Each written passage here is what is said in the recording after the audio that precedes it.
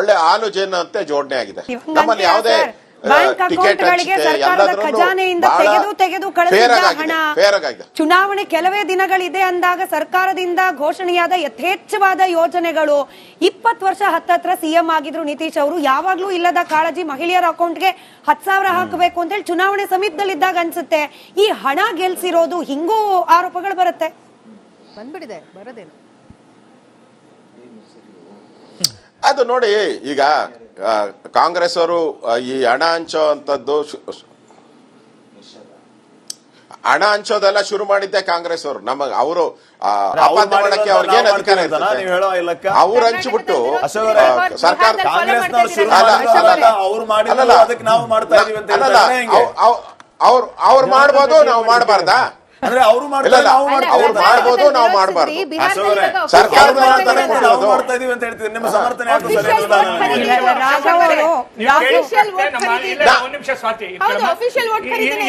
September 26ನೇ ತಾರೀಕು ಮಹಿಳಾ ರೋಜ್ಗಾರ್ ಯೋಜನೆ ಅಂತ ಮುಖ್ಯಮಂತ್ರಿಗಳು 10,000 ರೂಪಾಯಿನ 21 ಲಕ್ಷ ಮಹಿಳೆಯರಿಗೆ ಕೊಡೋ ಅವಶ್ಯಕತೆ ಏನಿತ್ತು?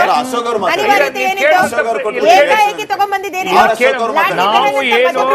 ಸ್ವಸಹಾಯ ಸಂಘಗಳಿಗೆ ಕೊಟ್ಟಿದ್ದೇವೆ. ಸ್ವಸಹಾಯ ಸಂಘಗಳಿಗೆ ಏನ್ ಮಹಿಳಾ ಸಂಘಗಳಿಗೆ ಅಶೋಕರು ಮಾತಾಡಲಿ. ಅಶೋಕರೇ ಅವರೇ ಜಗಳ ಆಡ್ತಾವ್ರೆ. ಮಾತಾಡಿ. ಮಧ್ಯಪ್ರದೇಶದಲ್ಲಿ ಲಾಡ್ಲಿ ಎರಡೇ ಕೆಲಸ ಕಾರಣ ಚುನಾವಣೆನ ನೋಡಿ. ಚುನಾವಣೆಯ ತಂತ್ರಗಾರಿಕೆಯನ್ನ ಅವರೊಬ್ಬರೇ ಕಾಂಗ್ರೆಸ್ ಅವರೇ ಮಾಡಬೇಕು, ಬೇರೆ ಯಾರು ಮಾಡಬಾರ್ದು ಅಂತ ಏನಿಲ್ಲ. ನರೇಂದ್ರ ಮೋದಿ ಅವರು ಎಲ್ಲ ರೈತರ ಅಕೌಂಟ್ಗೆ 5 ವರ್ಷದಿಂದನೇ 6,000 ರೂಪಾಯಿ ಹಾಕಿದ್ರು. ಅದನ್ನು ಯಾಕೆ ನೀವು ಹೇಳಲ್ಲ? ರೈತರ ಅಕೌಂಟ್ಗೆ ಯಾಕೆ ಹಾಕಿದ್ರಿ ಅಂತ ಇವ್ರೇನ್ ಕಾಂಗ್ರೆಸ್ ಅವರೇನ್ ಶುರು ಮಾಡಿದ್ದಲ್ಲ, ನಾನು ನೋಡ್ತಾ ಇದ್ದೀನಿ. ನಾವು ಶುರು ಮಾಡಿದ್ದು ಅಂತ. ನೀವ್ರೇನ್ ಶುರು ಮಾಡಿದ್ರು? ರೈತರು ಕೊಡ್ಲಿಲ್ಲ 6,000 ರೂಪಾಯಿ. ಬಿಜೆಪಿ ತಾನೇ 6,000 ರೂಪಾಯಿ ಕೊಟ್ಟಿದ್ದು. ಮತ್ತೆ ಇವಾಗ ಕೊಡಬಾರ್ದು ಅಂತ ಏನಿದೆ? ಕಾಂಗ್ರೆಸ್ ನಾವೇ ಅಂತ ಗ್ಯಾರಂಟಿ, ನಾವೇನ್ ಗ್ಯಾರಂಟಿ ವಿರೋಧಿ ಅನ್ಗಳಲ್ಲ. ನಾವು ಗ್ಯಾರಂಟಿ ವಿರೋಧಿಗಳಲ್ಲ. ಕರ್ನಾಟಕ ಪಾಪರ್ ಮಾಡಿದೀರ, ಅದ್ರ ವಿರೋಧಿ ಅಷ್ಟೇ ನಾವು. ನೀವು ಗ್ಯಾರಂಟಿನ 50 ಗ್ಯಾರಂಟಿ ಕೊಡಿ, ನಮ್ದೇನು ಅಬ್ಜೆಕ್ಷನ್ ಇಲ್ಲ. ನಮ್ದು ಗ್ಯಾರಂಟಿಯಿಂದ ಪಾಪರ್ ಮಾಡಿದ್ದೀರಾ. ದುಡ್ಡನ್ನ ಕ್ರೋಢೀಕರಣ ಮಾಡ್ಬೇಕಾಯ್ತು. ಯಾವ ರೀತಿ ನರೇಂದ್ರ ಮೋದಿ ದೇಶದ ಆದಾಯವನ್ನ ಜಾಸ್ತಿ ಮಾಡಿದ್ರು, ನೀವ್ ಹಂಗ್ ಮಾಡ್ತಾ ಇಲ್ಲ. ಪಾಪರ್ ಆಗಿದೆ. ಸಂಬಳ ಕೊಡಕ್ ದುಡ್ಡಿಲ್ಲ, ಸಂಬಳ ಇಲ್ಲ. ಅಂಗನವಾಡಿ ಸಂಬಳ ಇಲ್ಲ, ಡ್ರೈವರ್ಗಳಿಗೆ ಸಂಬಳ ಇಲ್ಲ, ಬಡ ಮಹಿಳೆಯರಿಗೆ ಕೊಟ್ಟಿದೀವಿ, ಅದರಿಂದ ಕರ್ನಾಟಕ ರಾಜ್ಯದ ಜನತೆಗೆ ಇವ್ರಿಗೆ ಉಚಿತ ಅಂತ ಹೇಳ್ಬಿಟ್ಟು ಲೂಟಿ, ಕಾಂಗ್ರೆಸ್ ಅವರು ಲೂಟಿ ಮಾಡ್ತಾ ಇದಾರೆ. ಅದಕ್ಕೆ ವಿರುದ್ಧವಾಗಿ ಇವತ್ತು ಬಿಹಾರದ ಎಲೆಕ್ಷನ್ ಯಾಕೆ ರಿಸಲ್ಟ್ ಬಂದಿದೆ? ಅದ್ರದ ಲೂಟಿ ಮಾಡಿದ್ಕೋಸ್ಕರ ಜನ ತೀರ್ಮಾನ ಕೊಟ್ಟಿದ್ದಾರೆ. ಅದೇ ಈಗ 60% ಆಗಿದೆಯಲ್ಲ, 60%, ಇನ್ನೊಂದು 80% ಆಗ್ತದೆ ಇನ್ನೊಂದು 2 ವರ್ಷದಲ್ಲಿ. ಅದನ್ನು ಸೆಲೆಬ್ರೇಟ್ ಮಾಡೋಣ. ಸರಿ ಸರ್, ಧನ್ಯವಾದ. ಮತ್ತೊಮ್ಮೆ ಅಭಿನಂದನೆಗಳು. ರಾಘವ್, ನೀವು ಆನ್ ಗ್ರೌಂಡ್ ವರ್ಕ್ ಮಾಡ್ತಾ ಇದ್ರಿ. ಇದು ಕೇವಲ ಬಿಹಾರಕ್ಕೆ ಸೀಮಿತವಾದ ಪ್ರಶ್ನೆ ಆಗ್ಲಾರ್ದೇನೋ ಬಹುಶಃ. ಮುಂಚೆ ಎಲ್ಲ ಈ ತಟ್ಟೆ ಕೆಳಗಡೆ ಆರತಿ ಎತ್ತಾಗ ದುಡ್ಡು ಕೊಡ್ತಾ ಇದ್ರು, ಅಥವಾ ಹೆಂಡದ ರೂಪದಲ್ಲಿ ದುಡ್ಡುಗಳು ಸರ್ಕ್ಯುಲೇಟ್ ಆಗ್ತಾ ಇತ್ತು. ಅಂದ್ರೆ ಅನ್ಅಫಿಷಿಯಲಿ ಸರ್ಕ್ಯುಲೇಟ್ ಆಗ್ತಾ ಇದ್ದ ದುಡ್ಡು ಚುನಾವಣೆ ಸಂದರ್ಭದಲ್ಲಿ ಈಗ ಅಫಿಷಿಯಲ್ ಆಗಿ ಗ್ಯಾರಂಟಿ ಹೆಸರಲ್ಲಿ ಡೈರೆಕ್ಟ್ ಬ್ಯಾಂಕ್ ಟ್ರಾನ್ಸ್ಫರ್ ಆಗ್ತಾ ಇದೆ. ಪ್ರಜಾಪ್ರಭುತ್ವದ ದೃಷ್ಟಿಯಲ್ಲಿ ಈ ರೀತಿ ಹಣ ಕೊಟ್ಟು ವೋಟ್ ಪಡೆಯೋದು ಲೀಗಲಿನೋ ಇಲ್ಲೀಗಲಿನೋ ಪೂರಕ ಅಂತ ಅನ್ಸುತ್ತಾ ಅಂತ ಈ ಟ್ರೆಂಡ್? ಗ್ಯಾರಂಟಿ ಸ್ಕೀಮ್ಗಳ ಅದ್ರ ಕರ್ನಾಟಕದಲ್ಲಿ ಎಷ್ಟರ ಮಟ್ಟಿಗೆ ಯಶಸ್ವಿಯಾಗಿದೆ ಅನ್ನೋದನ್ನು ನಾವು ನೋಡಬೇಕಾಗುತ್ತೆ. ಬೇರೆ ಅಭಿವೃದ್ಧಿ ಯೋಜನೆಗಳು ಆಗ್ತಾ ಇಲ್ಲ ಅನ್ನೋದು ನಮ್ಮ ಕಣ್ಣಿಗೆ ಕಾಣ್ತಾ ಇದೆ. ಕಾಂಗ್ರೆಸ್ನವರು ಅದನ್ನು ಡಿಫೆಂಡ್ ಮಾಡ್ಬೋದು. ರಸ್ತೆಗಳು ಸರಿ ಇಲ್ಲದವ್ರದ್ದು ಮಿನಿಸ್ಟರ್ ಹೇಳಿದ್ದಾರೆ, ಅನುದಾನ ಕೊರತೆ ಇದೆ, ಕಾರಣ ಗ್ಯಾರಂಟಿ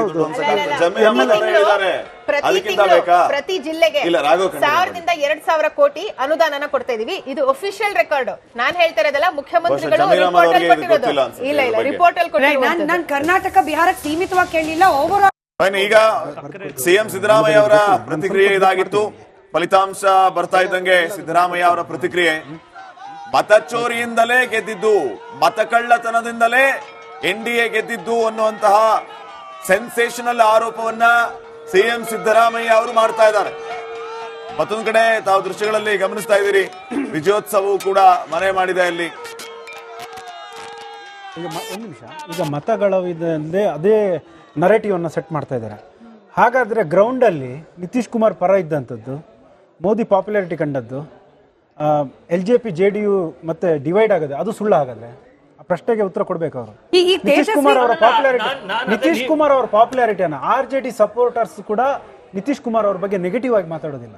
ನಿತೀಶ್ ಕುಮಾರ್ ತೇಜಸ್ವಿ ಕೆಲಸ ಯಾದವ್ ಅವ್ರ ಬಗ್ಗೆ ಬಹಳ ಭರವಸೆ ಇತ್ತು. ಈ ಪ್ರಮಾಣದಲ್ಲಿ ಏನ್ ರಾಂಗ್ ಆಗಿರಬಹುದು, ಎಲ್ಲಿ ಲೆಕ್ಕಾಚಾರ ತಲೆಕೆಳಗ್ ಆಗಿರಬಹುದು ಅಂತ ಹೇಳಿ. ಕಾಂಗ್ರೆಸ್ ಜೊತೆ ಮೊದಲು ಅವ್ರು ಮಾಡ್ಕೊಂಡಂತ ಒಂದು ಗಠಬಂಧನ. ತೇಜಸ್ವಿ ಯಾದವ್ ಅವರಿಗೆ ವೈಯಕ್ತಿಕವಾದ ವರ್ಚಸ್ಸಿತ್ತು. ಕಲ್ಪನೆ ಕಾಂಗ್ರೆಸ್ ಅಂತಕ್ಕಂಥದ್ದು ಒಂದ್ ರೀತಿ ಈ ದೇಶದ ತೇಜಸ್ವಿ ಯಾದವ್ ಅವರಿಗೆ ವರ್ಚಸ್ಸಿತ್ತು. ಲಾಲು ಅವ್ರು ಇರ್ತಾ ಇದ್ದ ಜಂಗಲ್ ರಾಜು ಅದರಿಂದ ಆಚೆ ಬರುವ ಪ್ರಯತ್ನವನ್ನ ಶತ ಪ್ರಯತ್ನ ಮಾಡಿದ್ರು. ಯಾವುದೆಲ್ಲ ಒಂದು ಮೇಲ್ಪಂಕ್ತಿಯನ್ನ ನಿತೀಶ್ ಕುಮಾರ್ ಹಾಕೊಟ್ಟಿದ್ರು. ರಾಘವ್ ಅವರು ಹೇಳ್ತಿದ್ರು ಬೆಳಿಗ್ಗೆ ಅವರು ಕುಟುಂಬ ರಾಜಕಾರಣದಿಂದ ಅವರ ಇಡೀ ಕುಟುಂಬವನ್ನ ಮಕ್ಕಳನ್ನ ದೂರ ಇಟ್ಟಂಥದ್ದು.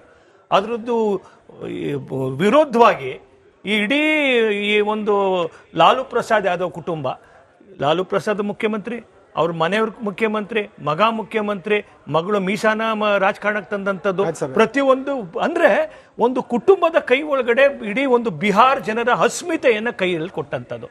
ಅದ್ರ ನಂತರ ಅವ್ರು ಮಾಡಿದಂಥದ್ದೇನು, ರೈಲ್ವೆ ಕೆಲಸಕ್ಕೆ ಒಂದ್ ನಿಮಿಷ ನಿಮ್ ಗಠಬಂಧನ್ ಅವ್ರದ್ದೇ ಸಾಹಸ ಹೇಳ್ತಿರೋದು.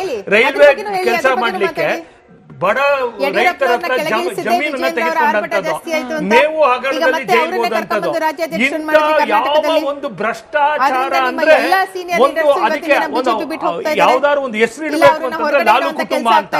ಇಷ್ಟು ದೊಡ್ಡ ಪ್ರಮಾಣದ ಭ್ರಷ್ಟಾಚಾರ ಮಾಡಿದಂತ ವ್ಯಕ್ತಿಯನ್ನ ಮತ್ತೆ ಅದ್ರ ನಂತರ ಗೂಂಡಾ ರಾಜ್ಯ. ನಿನ್ನೆ ದಿನ ಒಬ್ಬ RJD ನಾಯಕ ಹೇಳ್ತಿದ್ರೆ, ನೀವೇನಾರು ಈ ಮತವನ್ನ ಬಿಜೆಪಿಯನ್ನು ಗೆದ್ರೆ ರಕ್ತ ಕ್ರಾಂತಿ ಮಾಡ್ತೇವೆ ಅಂತೇಳಿ. ಅಂದ್ರೆ ಜನರಲ್ಲಿ ಭಯವನ್ನ ಮುಟ್ಟಿಸ್ತಕ್ಕಂಥದ್ದು. ಚುನಾವಣಾ ಆಯೋಗ ಆಯ್ತು, ನಾ ಹೇಳೋಂಥದ್ದು ಭಾರತ ಬದಲಾಗಿದೆ. ನೇಪಾಳ ರೀತಿಯ ದಂಗೆಯ ಜೆನ್ಜಿ ಭಾರತ ಬದಲಾಗಿದೆ. ಇವ್ರೇನ್ ಅನ್ಕೊಂಡ್ಬಿಟ್ಟಿದ್ದಾರೆ ಅಂತಂದ್ರೆ ಹಿಂದೆಂದೋ ಯಾರಿಗೋ ಮಾಡ್ದಂಗೆ ಅಂತ. ಇವತ್ತು ಮೋದಿ ಹೈತೋ ಮುನ್ಕಿನ್ ಹೈ, ಮೋದಿ ಹೈತೋ ಮುನ್ಕಿನ್ ಹೈ, ಮೋದಿ ಒಬ್ಬ ನಾಯಕ, ಮೋದಿ ಅಂತ ಒಬ್ಬ ಅತ್ಯಂತ ಶ್ರೇಷ್ಠ ನಾಯಕ ಈ ದೇಶಕ್ಕೆ ಸಿಕ್ಕಿರೋ ಕಾಲಘಟ್ಟದೊಳಗೆ ನೀವು ಚರ್ಚೆ ಮಾಡ್ಬೇಕಾಗಿರೋದು ಏನ್ ಗೊತ್ತಾ, ನಿಮ್ ಪಾರ್ಟಿ ಹೋಗ್ಬಿಟ್ಟು ಕಲೀರಿ. ಪದೇ ಪದೇ ಚುನಾವಣೆ ಬ್ರೇಕಿಂಗ್ ಅಪ್ಡೇಟ್. 101 ಕ್ಷೇತ್ರಗಳ ಪೈಕಿ 84 ಕ್ಷೇತ್ರಗಳಲ್ಲಿ ಬಿಜೆಪಿಗೆ ಬಹುಪರಾಕ್ ಎಂದಿದ್ದಾರೆ. ಆಡಿಯೋ ಹೋಗ್ತಿಲ್ಲ ಮೇಡಮ್, ಒಂದೇ ನಿಮಿಷ ಬ್ರೇಕಿಂಗ್ ಅಪ್ಡೇಟ್ ಕೊಡ್ತಾ ಇದ್ದೀನಿ, ಆಡಿಯೋ ಹೋಗ್ತಿಲ್ಲ. ಬಿಹಾರದಲ್ಲಿ ಮೇಡಮ್ ಒಂದ್ ನಿಮಿಷ ಡೋಂಟ್ ಅಲ್ಲ, save your energy. Breaking update ಕಡೆ ಗಮನ ಕೊಡೋಣ. ಅತಿ ದೊಡ್ಡ ಪಕ್ಷವಾಗಿ ಹೊರಹೊಮ್ಮತಾ ಇದೆ ಬಿಜೆಪಿ. 101 ಕ್ಷೇತ್ರಗಳ ಪೈಕಿ 84 ಕ್ಷೇತ್ರಗಳಲ್ಲಿ ಮುನ್ನಡೆಯನ್ನ ಕಾಯ್ದುಕೊಂಡಿದೆ. ಸ್ವಾತಿ ಅವರೇ, ನಿಮಗೆ ಪ್ರಶ್ನೆ. ನೀವು ಬಂದ ಶುರುವಲ್ಲೂ ಕೂಡ ಇದನ್ನ ಡಿಸ್ಕಸ್ ಮಾಡಿದ್ವಿ. ಬಹುಶಃ ರಾಹುಲ್ ಗಾಂಧಿ ಅವರ ಪ್ರಚಾರ ಮತ್ತಷ್ಟು ಗ್ರೌಂಡ್ ಲೆವೆಲ್ ಇಂದ ಪ್ರಾರಂಭವಾಗಿ ಅದು ಹಂಗೆ ಮುಂದುವರೆದು ಚುನಾವಣೆ ಆಗುವವರೆಗೂ ಇದ್ದಿದ್ರೆ ಅವರ ಪ್ರೆಸೆನ್ಸ್ ಬಿಹಾರದಲ್ಲಿ ಕಾಂಗ್ರೆಸ್, ನಾನು ಬರೀ ಕೇವಲ ಕಾಂಗ್ರೆಸ್ಗೆ ಸೀಮಿತವಾಗಿ ಕೇಳ್ತಾ ಇದ್ದೀನಿ, ಕಾಂಗ್ರೆಸ್ ಪಕ್ಷದ ಒಂದು ಪರ್ಫಾರ್ಮೆನ್ಸ್ ಇನ್ನೂ ಬೆಟರ್ ಇರಬಹುದಾಗಿತ್ತು.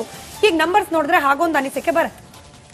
ಸ್ಮಿತಾ ಅವರೇ ನೋಡಿ, ಬಂದಿರುವಂತ ಫಲಿತಾಂಶವನ್ನ ನಾನು ಸ್ವೀಕರಿಸ್ತಾ ಇದ್ದೀನಿ, ನಾನು ಒಪ್ಕೋತಾ ಇದ್ದೀನಿ, ಇದರಲ್ಲಿ ಯಾವುದೇ ಅನುಮಾನ ಇಲ್ಲ. ಆದ್ರೆ ಒಂದಂತೂ ಬಹಳ ಸ್ಪಷ್ಟ,